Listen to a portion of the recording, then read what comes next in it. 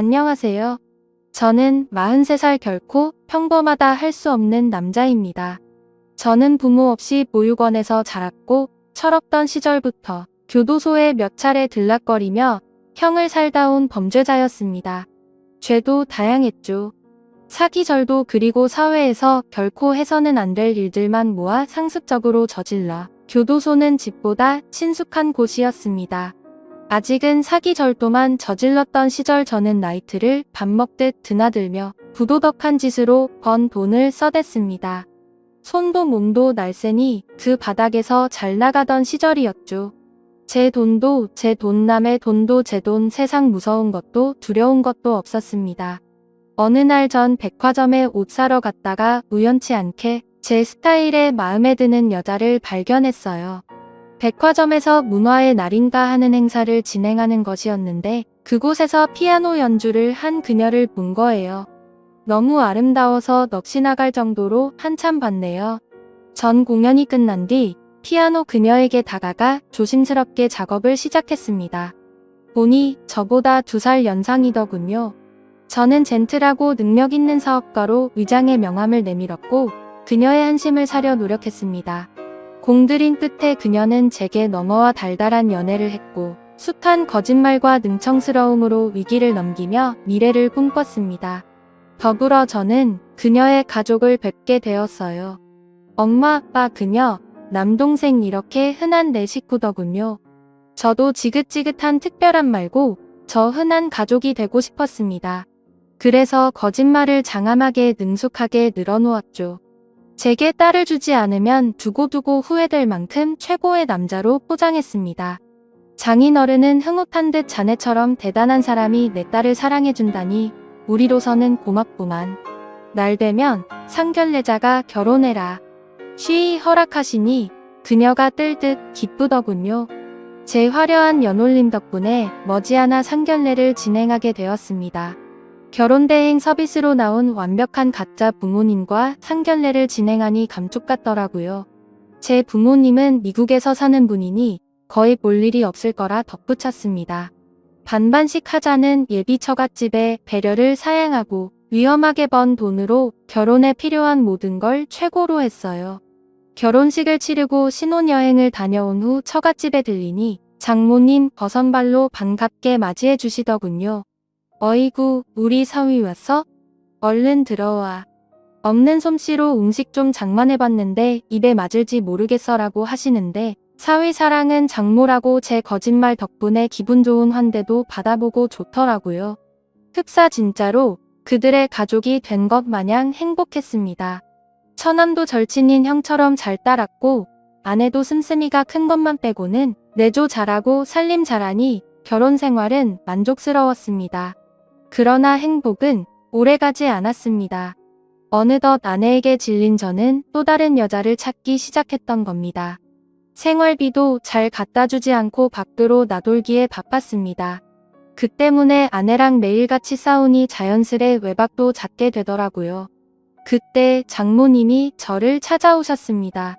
처음엔 속 썩이지 말라고 잔소리라도 할 요량으로 찾아왔나 싶더니 아이러니하게도 절 안쓰럽게 보시며 최서방 왜 이렇게 말랐어 바쁘더라도 끼니 잘 챙겨가면서 이해하지 안 그러면 병나. 바깥일에서 돈 버는 게 쉽지 않을 텐데 하는 사업이 잘 안 되면 일단 이걸로 생활비 보태 쓰는 게 어떻겠나? 대신 우리 딸에게는 말하지 말게. 자네가 좋다 해야지 사이도 회복되지 하며 정성껏 싸주신 도시락과 흰 봉투 하나를 내미시더라고요. 저는 건성으로 감사하다고 하고 도시락은 버리고는 돈 봉투만 챙긴 뒤 그걸 또 그날 밤 몽땅 탕진해버렸네요. 덕분에 아내와는 골이 깊어질 대로 깊어졌고 이어 돌이킬 수 없는 사건이 터져버리고 말았습니다. 나이트에서 한창 재미 좀 보고 있는데 어느 밥맛 없는 놈과 우발적으로 시비가 붙었어요. 결국 그 사람과 옥신각신하다 저는 사고를 치고야 말았습니다. 두려움에 몸이 부들부들 떨리더군요. 멍청하게 넋 놓고 있는 바람에 경찰한테 현행범으로 잡혀갔습니다. 집안에서는 난리가 났어요. 처갓집은 저로 인해 대참사를 맞게 되었습니다. 모든 거짓말이 들통나버린 탓에 처남이 찾아와 욕설을 퍼부으며 원망하더군요. 이 때문에 장인어른은 사기 결혼이라 길길이 날뛰다 충격받아 쓰러지시고 아내는 현실을 받아들이지 못하며 장모님과 함께 매일 눈물로 지샌다 했습니다. 하지만 전 근데 그게 뭐 지금 내 코가 석자인데 짜증나게 니네 집까지 신경 써야 되냐며 사과는 못할 망정 되려 뻔뻔스럽게 나왔네요. 부끄럽게도 당시 전 쓰레기가 맞았습니다.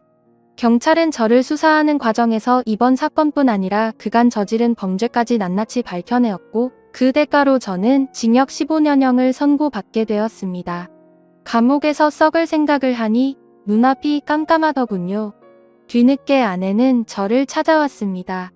저 역시 충격에 너덜너덜해진 심신으로 아내를 보니 뭔가 물컥 올라오더라고요. 허나 당연하겠지만 아내는 그 어느 때보다 매몰찼습니다. 어떻게 당신이 나와 우리 가족을 기만할 수 있어? 절대 용서 못해 하며 뒤도 안 돌아보고 가버렸습니다.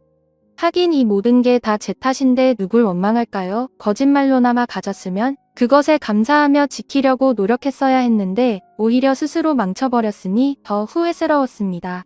저 같은 분리수거도 안 되는 쓰레기 같은 인간. 제가 떠나더라도 제 죽음을 슬퍼해줄 사람이 있을까요? 세상은 오히려 더 잘 돌아가겠죠.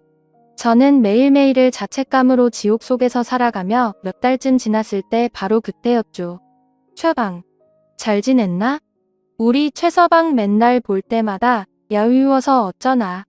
내 음식은 못 가져오고 영치금 좀 넣었네. 건강 좋고 맛 좋은 음식들 좀 사 먹어라. 며칠 후 장모님이 찾아오셔서 예상치 못한 반응으로 절 당황하게 만드시는 게 아니겠어요. 저는 기가 막힌 나머지 어이없이 대꾸했네요. 지금 뭐 하시는 거예요? 장모님 제가 믿지 않으세요? 저 장모님이랑 식구들 다 작정하고 속인 범죄자예요. 장인어른 쓰러지신 것도 다 제 탓인데 이 상황에서 어떻게 제 걱정을 해주실 수가 있어요? 부모 없고 돈 없는 범죄자인 제가 그렇게 불쌍하세요? 하니 장모님 눈가가 어느새 빨개져 맺은 눈물을 닦아내시며 자네는 내 아들이나 마찬가지야. 내 딸이 연 2되어서 부부로 살았는데 그보다 더 귀한 인연이 어딨어. 자네의 심성 고운 게 하나는 내가 누구보다 잘 아네. 자네가 어떤 사람이든 상관없어. 죄값 치르고 다시 재기할 수 있게 내가 뒷바라지 할 테니 아무 걱정 말고 잘 지내 하고 가셨습니다. 저는 장모님의 행동이 이해가 되질 않아 깊은 생각을 해봤지만 도무지 까닭을 알 수가 없었습니다. 내버려지 같은 인생 전반을 알게 됐으니 그 일순간의 감정으로 알량한 동정심에 이러다 말겠지 싶었는데 장모님은 주기적으로 면회를 오시며 사람을 사랑하는 법을 몰랐던 제게 큰 희망과 위안이 되어 주셨습니다. 그렇게 15년이라는 시간이 흘렀습니다. 그 사이 장모님 연세도 많이 드셨더라고요. 28살에 교도소에 들어와 날씨가 굳을 때도 힘들 때도 상관없이 변함없이 배워서 세월이 흐르는 것조차 잘 모르고 있었습니다. 저와 장모님이 다시 세상에서 만났을 때 제 나이는 43살이고 장모님의 나이는 68세셨습니다. 우리 아들 드디어 나왔네. 그간 고생 많았어. 많이 힘들었지? 우리 앞으로는 세 사람으로 잘 살아보자. 장모님께서는 희끗한 머리로 제 손에 하얀 두부를 쥐어주시며 저를 위해 성스러운 모습으로 기도해 주셨는데 저도 그 기도에 화답하며 두 번 다시 악의 길을 쫓지 않겠다고 맹세했습니다. 15년 동안 참 많은 게 바뀌었습니다. 장인어른은 평소에 혈압이 높아 갑자기 쓰러져서 안타깝게도 일찍 운명하셨고 처남은 결혼해서 가정을 꾸려 해놨고 아내 역시 저 그렇게 되고 얼마 안 가 좋은 남자 만나 결혼해 지금 아이를 낳고 잘 산다고 합니다. 제가 그들 인생의 애초부터 첫 슬적으로 돌아가 너무나도 잘 살고 있으니 마음이 놓이다가도 한편으로는 씁쓸하다군요. 참 사람의 마음이 이상하지요. 잊혀졌으면 좋겠는데 한편으로는 잊혀지는 게 아쉬우니 말이죠. 모든 게 다 변했는데 변하지 않은 사람이 있었다면 바로 장모님이셨습니다. 전 장모님께 은혜를 보답하기 위해 취업 준비를 했어요. 확실히 전과가 있으니 쉽지는 않더라고요. 냉담한 차별의 시선에 저도 모르게 주춤거렸고 스스로 합리화를 하며 유혹의 길을 생각할 때쯤에 항상 장모님께서 엄하게 당부하셨습니다.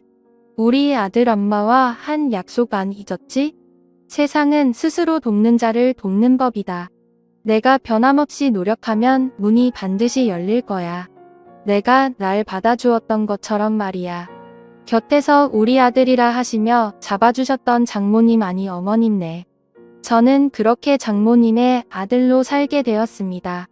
저는 취업 대신 이번에도 장모님의 도움으로 푸드트럭으로 장사를 시작했습니다. 장모님께서 사업 성공을 위해 물심양면으로 도와주셨고 저는 노하우를 익혀가며 밤새워가며 노하우를 연구하고 개발했습니다. 장모님께서 혹여 힘드실까 걱정이 되었지만 가끔 두통이 있으신 것 빼고는 괜찮으시다며 쓸데없는 생각 말고 음식 맛에 집중하라면서 농담식으로 야단치셨네요. 그러면서 갑자기 저와 장모님 준비도 안 된 셀카를 꼭 찍으시는데 저는 볼 맨소리로 아 장모님 저 지금 땀 때문에 머리도 이상한데 갑자기 사진 찍으시면 어떡해요? 괜찮아. 난 인위적인 것보다 이렇게 자연스러운 네 얼굴이 더 좋더라. 자, 봐봐 잘 나왔어.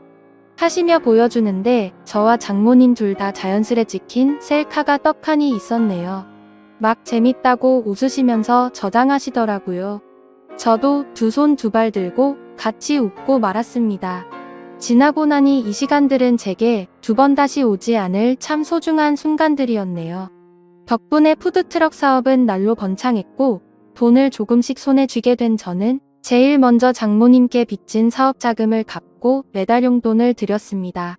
그거 안 받으시겠다고 사양하셨지만 억지로라도 드리지 않으면 제가 투발 뻗고 잘 자신이 없었어요. 장사가 잘 돼서 손이 바빠지자 저는 장모님과 둘이 운영을 하게 되었습니다. 그날도 손님들이 줄이어 장사에 정신이 없었을 무렵 문득 눈앞에 낯익은 여자와 남자가 나타났습니다. 바로 전 아내랑 처남이었어요. 전 아내와 처남은 불같이 화를 내며 날뛰면서 푸드트럭의 재료들을 다 엎어버리고 장모님께 소리 지르더군요. 엄마 미쳐서 어떻게 나를 감쪽같이 속이고 이 범죄자랑 나란히 이러고 있어.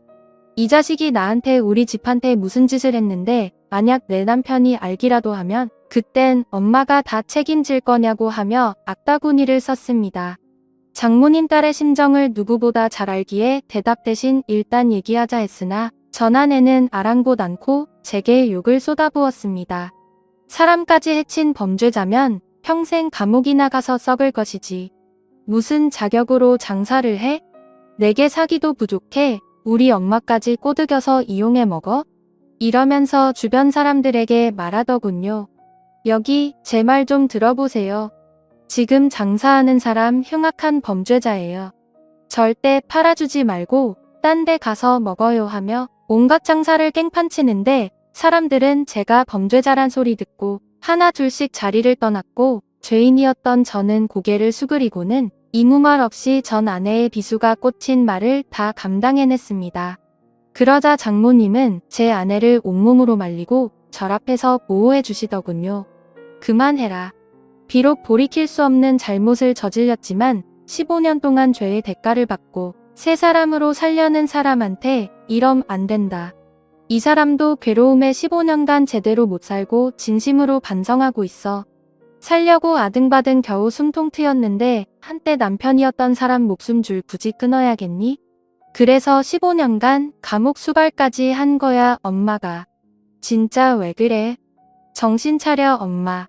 이 남자 이딴 범죄자한테 또 뒤통수 맞고 싶어서 그래. 이 자식이란 관계 정리할 때까지는 나랑 동생 볼 생각도 하지 마. 그것만큼은 절대 용서 못해라며 아내와 처남은 장모님 마음에 상처를 낸 뒤 그렇게 가버렸습니다. 장모님은 시선에서 멀어지는 자식들을 보고 깊은 한숨을 쉬고는 제게 미안하다 하시네요. 그렇게 큰 소란 덕분에 오늘 장사는 망가졌지만 장모님 맘을 추스르는 게 우선이었던 저는 아무렇지 않은 듯 장모님 괜찮아요. 어차피 푸드트럭이라 다른 곳 가서 장사면 돼요. 그보다 저 때문에 딸이랑 어떡해요? 제가 장모님께 도와달라고만 안 했어도 저랑 엮이지 않으셨을 텐데 제가 더 죄송해요. 그러다 장모님 문득 미소를 띄우시며 저를 꼭 안아주시고는 눈시울을 붉히시더군요. 이러니까 내가 자네더러 심성이 곱다고 한 거야. 모질지 못해서 부모 잘 만나고 좋은 환경에서 잘 배웠으면 누구보다 잘 살았을 우리 아들인데 자네는 내 아픈 손가락일세.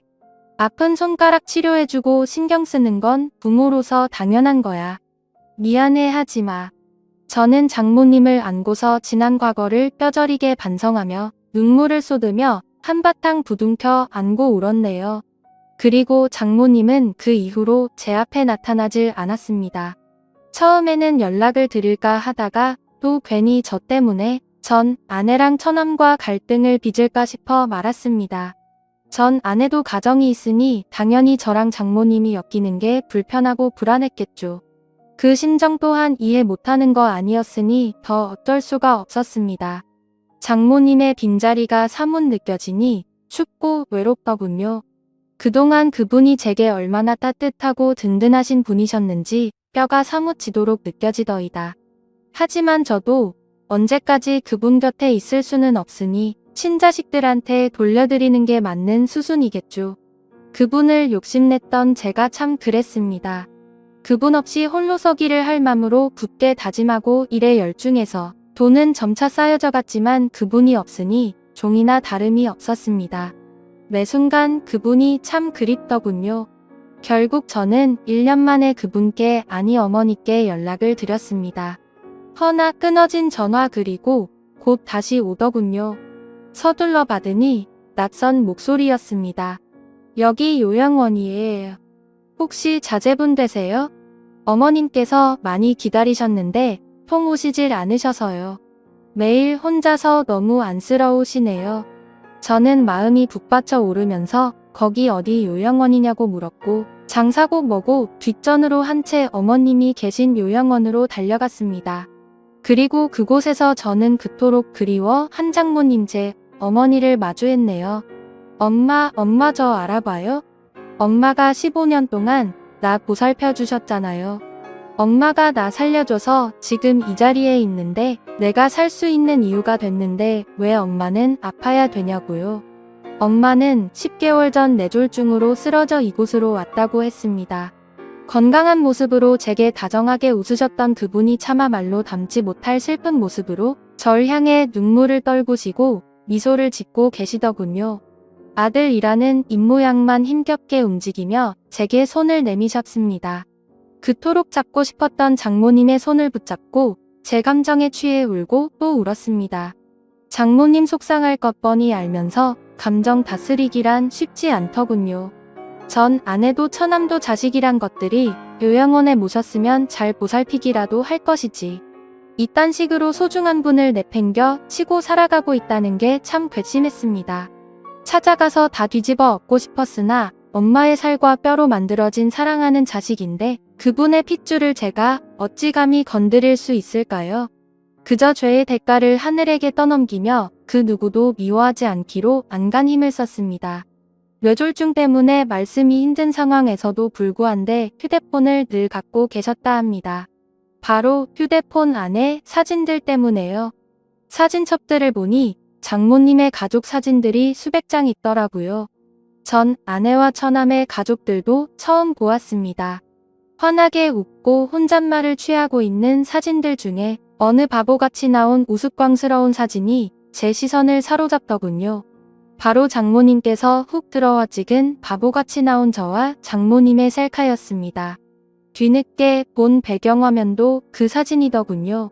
장모님은 주로 사진을 보시며 시간을 보내시는데 그 사진을 제일 오래 보시며 시간을 보내신다고 하던 말이 사람을 얼마나 복받치게 하던지요. 엄마 내가 보고 싶었으면 얘기를 해야죠. 왜 기다리고만 있었어요. 괜찮아요. 이제 내가 찾아왔으니까 이제 내 차례예요.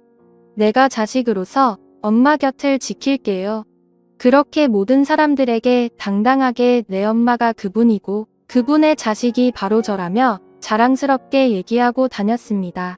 네 어머니 이제 내가 돌봐드릴 테니 걱정 마시라고 앞으로 요양원비도 필요한 치료 비용도 제가 다 내겠으니 보호자는 제가 하겠다고 자처했고요. 이 소식을 들은 전 아내가 제게 전화와서 혹여나 양자로 입적해 재산 노릴 생각일랑은 꿈에도 말라며 선을 그어놓은 거 내 엄마 나한테 준 것으로 재산 값어치 이상했다며 오히려 고맙다 했습니다. 저는 낮에는 장모님을 찾아가 같이 시간을 보냈고 밤에는 푸드트럭 장사를 하며 생계를 이어 나갔습니다. 이렇게라도 엄마를 모실 수 있으니 너무 행복하고 좋았네요. 우리의 만남은 완벽한 해피엔딩이었습니다. 그리고 해피엔딩, 그 이후의 일은 묻지 마십시오. 제 입을 고이 닫으려 합니다. 그분이 제 곁에 계심으로 전 사랑할 줄 아는 방법을 배웠고 사랑을 나누는 방법도 배웠습니다. 허니 어머니께서도 제 고백을 알아주셨으면 좋겠습니다.